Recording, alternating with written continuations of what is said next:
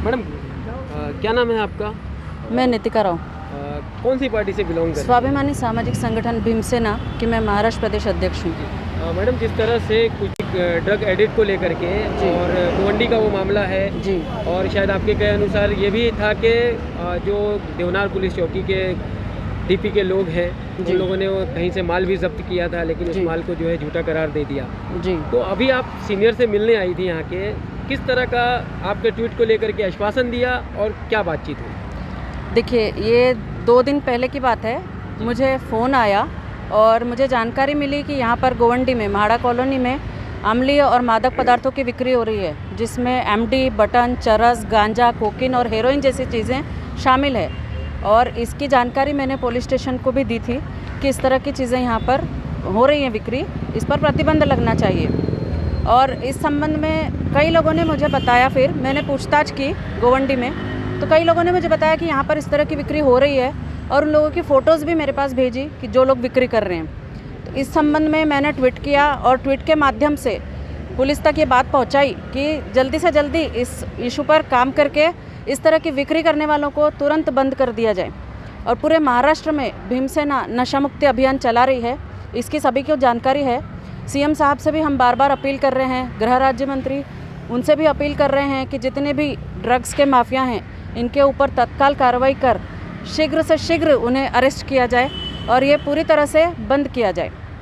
और रही आज की बात, तो आज मैं यहाँ देवनार पुलिस स्टेशन में आई हूँ और देवनार पुलिस स्टेशन में जो वरिष्ठ पुलिस निरीक्षक हैं आगवने साहब, उनसे मेरी मुलाकात हुई और उन्हें मैंने एक निवेदन दिया जिसमें उन्हें बताया कि गोवंडी में म्हाड़ा कॉलोनी में जो भी ड्रग्स का व्यवसाय चालू है उसे बंद किया जाए। तो उस पर उनका ये कहना था कि मैडम, इस तरह की कोई वारदात यहाँ पर नहीं हुई है और कोई रेड नहीं हुई है, हमें सिर्फ जानकारी मिली थी और हमारी पुलिस वहाँ गई थी, लेकिन किसी तरह की चीज़ें वहाँ जब्त नहीं की गई। जबकि यहाँ के लोगों ने जो मुझे जानकारी दी उसके हिसाब से वहाँ पर बटन और एमडी, कोकीन, चरस, गांजा, ये सारी चीज़ें वहाँ से बरामद की गई थी। लेकिन बरामद के बावजूद वरिष्ठ पुलिस निरीक्षक इस बात से साफ इनकार कर रहे हैं कि किसी भी तरह की कोई चीज़ बरामद नहीं की गई है। और इतना ही नहीं, बल्कि उन्होंने मेरे ट्विटर पर डाले गए जो सबूत हैं, जो मैंने ट्विटर पर डाला था कि इस तरह के पदार्थों की बिक्री हो रही है और इस पर प्रतिबंध लगाया जाए, तो उस पर उन्होंने बताया कि जो लोग ये बिक्री कर रहे थे वो महिला हो सकते हैं या पुरुष हो सकते हैं। उन्होंने मेरे ही खिलाफ़ एनसी की है और उन्होंने कार्रवाई की मांग की है। तो ठीक है, जिस तरह की वो कार्रवाई करना चाहते हैं करें। हमारे पास भी जिस तरह के गवाह हैं, इस तरह की बिक्री करने वालों को हम कहीं पर भी छोड़ेंगे नहीं। पुलिस प्रशासन अगर इस तरह से अम्लीय पदार्थ और मादक पदार्थ बेचने वालों को सपोर्ट करेगी तो हम पुलिस प्रशासन पर भी कार्रवाई की मांग करेंगे। मैं खुद गृह राज्य मंत्री वलसे पाटिल साहब से मिलकर और मुख्यमंत्री उद्धव ठाकरे जी उनसे मिलकर इस बारे में निवेदन दूंगी और उनसे निवेदन करके अम्लीय और मादक पदार्थों की बिक्री जिसमें पुलिस प्रशासन सहयोग कर रहा है, इसको पूरी तरह से बंद करने और जो सहयोगी पुलिस अधिकारी हैं उन पर कार्रवाई की मांग करूंगी। मैडम, क्या लगता है कि इतनी आसानी से जहाँ पर 9वीं और 10वीं के बच्चे पहुँच जाते हैं ड्रग लेने के लिए, और जिस तरह से कॉरेक्स है या जो भी है वहाँ 10वीं के बच्चे पहुँच जाते हैं लेकिन नहीं पहुँच पाती है तो पुलिस प्रशासन? देखिए, ये जो बात है इस पर हम लोग काफ़ी समय से जांच कर रहे हैं और कोशिश कर रहे हैं कि तह तक पहुँचे। और जो आज दिखाई दे रहा है, जैसा कि मैं यहाँ पर भी आई हूँ और जो मुझे लोगों ने जानकारी दी थी उसमें यही जानकारी दी थी कि यहाँ पर बिक रहा है और पुलिस ने जब्त भी किया है। लेकिन जब्त करने के बाद अगर पुलिस प्रशासन इस चीज़ से इनकार करती है तो सामने ये दिखाई देता है कि पुलिस प्रशासन खुद इसमें लिप्त है और अम्लीय और मादक पदार्थों की बिक्री पुलिस प्रशासन के आशीर्वाद से ही चल रही है, राजनीतिक लोगों के आशीर्वाद से ही चल रही है। और इस पर नियंत्रण के लिए हम बिल्कुल भी नहीं रुकेंगे, अपनी कार्रवाई हम नहीं रोकेंगे, चाहे ये एनसी करें या किसी भी तरह से मुझे दबाने की कोशिश करें। मैंने जन आंदोलन का रुख अपनाया है। अगर जल्दी ही ये सब नहीं बंद हुआ तो जन आंदोलन होगा, आमरण अनशन होगा, लेकिन इन सब चीज़ों पे नियंत्रण लगाया ही जाएगा।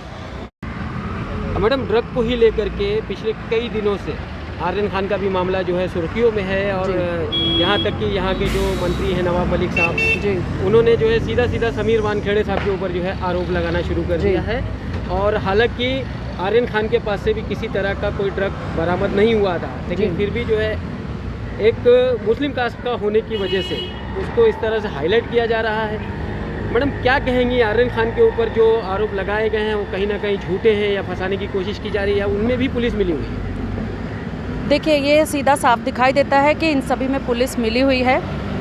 और रही आर्यन खान की बात, तो यहाँ पर देखने में आया है कि हमारे भारत देश में शुरू से ही धर्म को लेकर राजनीति की जाती रही है और यहाँ पर उनके मुस्लिम समुदाय से जुड़े होना शायद पुलिस प्रशासन को अखरता है।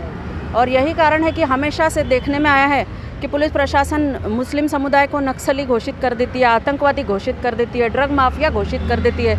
पूरी तरह से जांच नहीं होती। तो जांच की सही तरह से मांग करने के बाद भी जांच नहीं हो रही है। इसके लिए हम अभी आमरण अनशन करेंगे। और बॉलीवुड में ज़्यादा से ज़्यादा लोग जो हैं वो ड्रग्स इस्तेमाल करते हैं, ऐसा आगे भी बताते रहते हैं पुलिस वाले।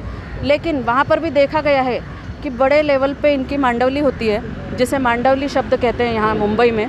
तो इनकी बड़े लेवल पे मांडवली होती है और बड़े लोगों को जब लेकर जाते हैं तो ज़्यादा से ज़्यादा ये रकम खींच पाते हैं। इस तरह की चीज़ें इन लोगों के दिमाग में हैं।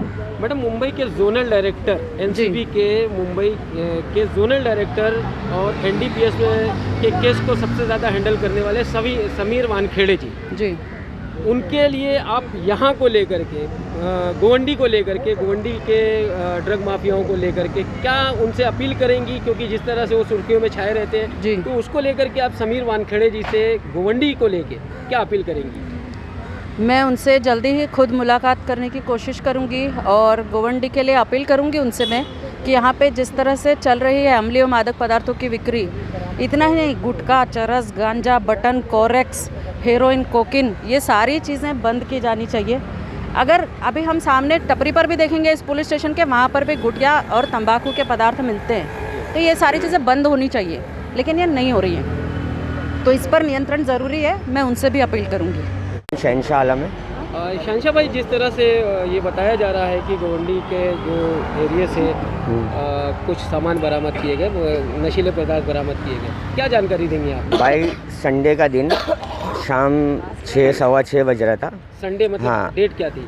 डेट ये जो 24 होगी। हाँ, तो 6:30 बजे का वक्त था और हमारे इन्फॉर्मर जो हैं उन्हीं ने यहाँ पे इन्फॉर्म किया था कि माडा की बिल्डिंग में रूम नंबर 6 फ्लोर 612 में एक लेडी है जो धंधा करती है, एमडी बेचती है और बटन बेचती है। ठीक है। इन्फॉर्म होने के बाद में यहाँ से जो टीम गई थी, टीम वहाँ गई, रेड डाली। रेड डालने के बाद में यहाँ के चारों झूठी बात की है।